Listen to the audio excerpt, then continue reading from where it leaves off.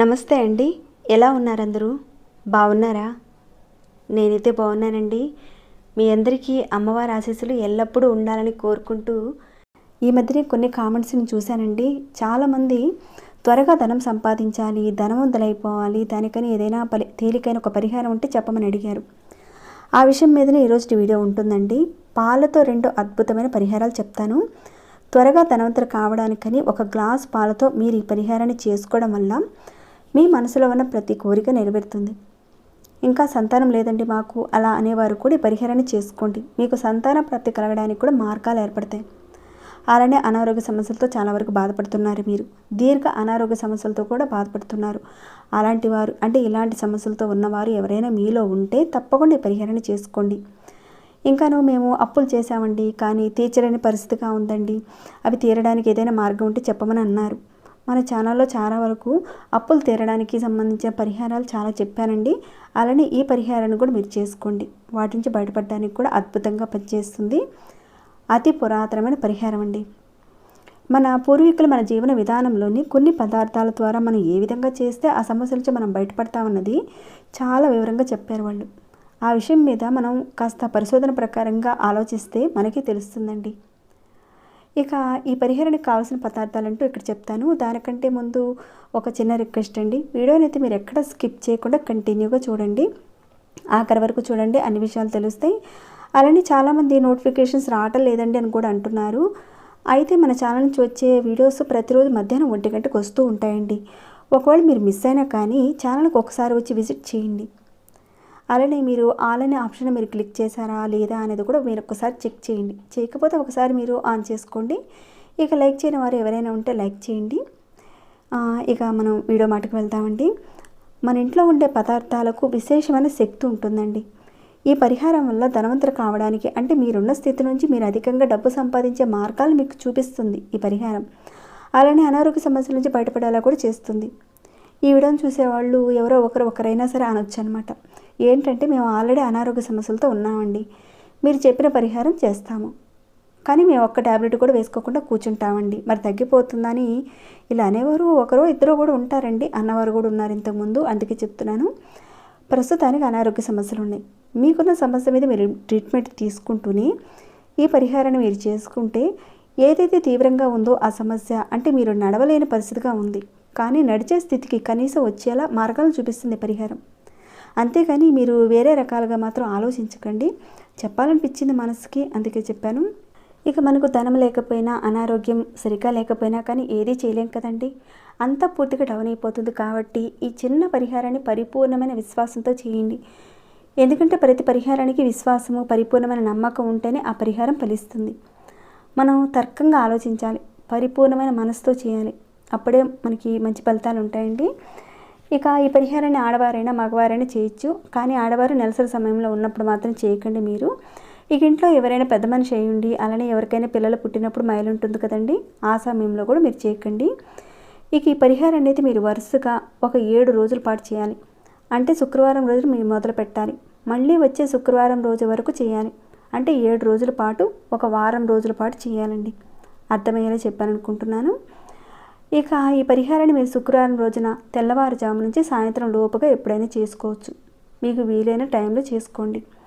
ఇక పరిహారం చేసే ముందే మీరు స్నానం చేసే పరిహారాన్ని అయితే చేయాలి. ఉదయం చేస్తే ఉదయం స్నానం చేసి చేసుకోవాలి. ఒకవేళ సాయంత్రం చేద్దామనుకున్నారు, దానికి ముందు స్నానం చేసుకుని పరిహారాన్ని చేయాలి. ఇక ఇక్కడ పరిహారానికి కావాల్సిన పదార్థాలు ఏంటో చెప్తానండి. పచ్చి ఆవు పాలు అవసరం ఉంటాయి, అలానే కొద్దిగా పంచదార, ఇంకాను కుంకుమ పువ్వు, అలానే పసుపు, ఇవన్నీ కూడా అవసరం పడతాయండి పరిహారానికి. ఇక మీరు పరిహారాన్ని చేసే ముందుగా ఏదైనా ఒక గ్లాస్ తీసుకోండి. అది చిన్నపాటిదైనా పెద్దదైనా పర్వాలేదండి, గ్లాస్ మాత్రం అవసరం ఉంటుంది. దాంట్లో పచ్చిపాలు తీసుకోండి. తీసుకున్న తర్వాత దాంట్లో కొద్దిగా పంచదార వేయండి, ఈ మాత్రం చాలండి. అలానే దానిలో కొద్దిగా కుంకుమ పువ్వు వేయండి. మనకి మార్కెట్లో బాగా దొరుకుతుందండి కుంకుమ పువ్వు, ఒక ప్యాకెట్ తెచ్చుకొని దాంట్లో నుంచి కొద్దిగా కుంకుమ పువ్వుని దాంట్లో వేయండి, ఈ మాత్రం చాలండి. ఇక దాంతో పాటుగా కొద్దిగా ఒక చిటికెడు పసుపు వేయండి.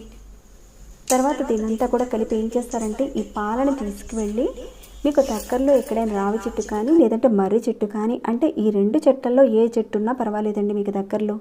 మిగతా చెట్ల దగ్గర మాత్రం చేయకండి పరిహారాన్ని. రావి చెట్టు దగ్గర కానీ లేదా మర్రి చెట్టు దగ్గర కానీ చేయాలి. ఈ 2 చెట్లు కూడా దేవతా వృక్షాలు. రావి చెట్టు సాక్షాత్తు విష్ణు స్వరూపం, మర్రి చెట్టు సాక్షాత్తు శివస్వరూపం. అలా ఈ 2 చెట్లలో ఏ చెట్టు ఉన్నా పర్వాలేదండి. ఆ చెట్టు దగ్గరికి వెళ్ళి ఒకసారి మీరు నమస్కారం చేసుకుని మీరు తీసుకువెళ్ళిన ఆ పాలను ఆ చెట్టు మొదట్లో పోయండి. పోసిన తర్వాత ఒకసారి నమస్కారం చేసుకోండి. మీ మనసులో ఉన్న ధన సంబంధితమైన కోరికలు, సంతాన సంబంధితమైన సమస్యలు, కోరికలు ఇవన్నీ కూడా త్వరగా నెరవేరాలని కోరుకోండి.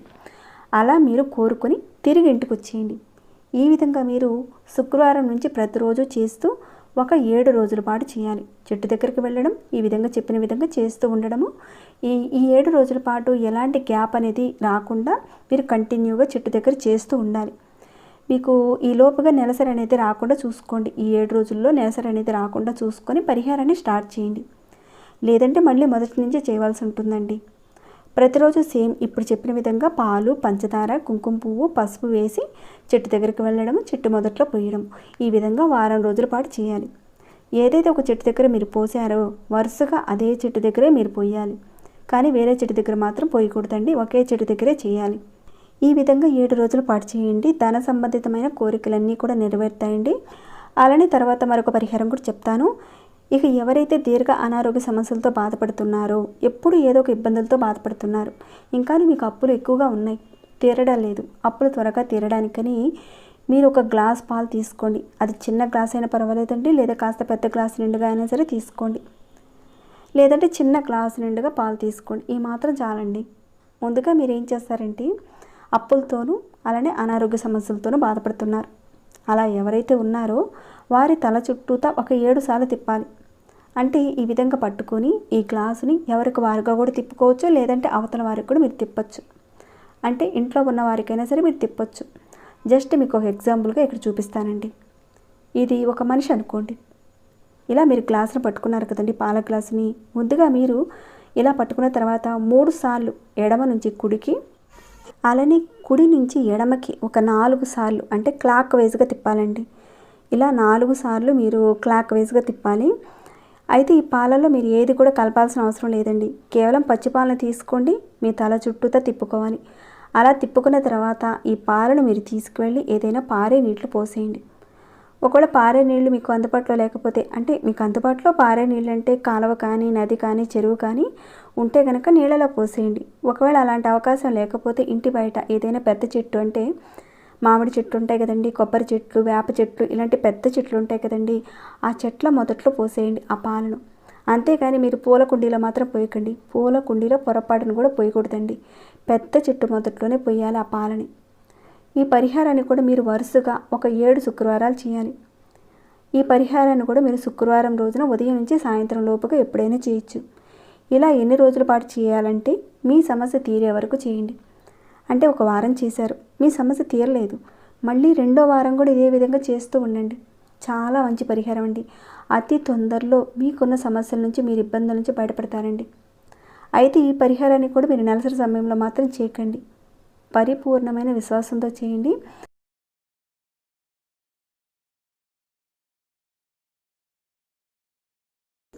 అలానే ఈ పరిహారాన్ని మీకు తెలిసిన వారందరికీ కూడా షేర్ చేయండి. ఇప్పుడు చెప్పుకున్న సమస్యలు ఉన్న వారికి మీరు హెల్ప్ చేసిన వారు అవుతారు. ఎందుకంటే చాలామందికి తెలియదు కదండి ఇలాంటి విషయాలు. ఎన్నో ఇబ్బందులతో వాళ్ళు బాధపడుతూ ఉంటారు.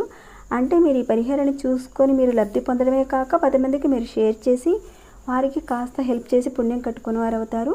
కుదిరితే తప్పకుండా షేర్ చేయండి. ఇంకేమైనా డౌట్స్ ఉంటే కనుక ఒకసారి రిప్లై చేసి చూసుకోండి. అక్కడ చెప్పినవి కాకుండా ఇంకేమైనా డౌట్స్ వస్తే అడగండి, తప్పకుండా రిప్లై ఇస్తాను. అలానే మీకు ఎలా అనిపించింది ఈ వీడియో అన్నది కూడా కాస్త కామెంట్ రూపంలో నాకు తెలియచేయండి. లైక్ చేయకుండా ఉంటే ఒక లైక్ ఇవ్వండి. సబ్స్క్రైబ్ కాకుండా ఉంటే సబ్స్క్రైబ్ చేసుకుని ప్రతిరోజు మన ఛానల్ చూసి వీడియోస్ని వాచ్ చేస్తూ ఉండండి. మరొక భక్తి వీడియోలో మళ్ళీ మిమ్మల్ని కలుసుకుంటాను. అంతవరకు సెలవు.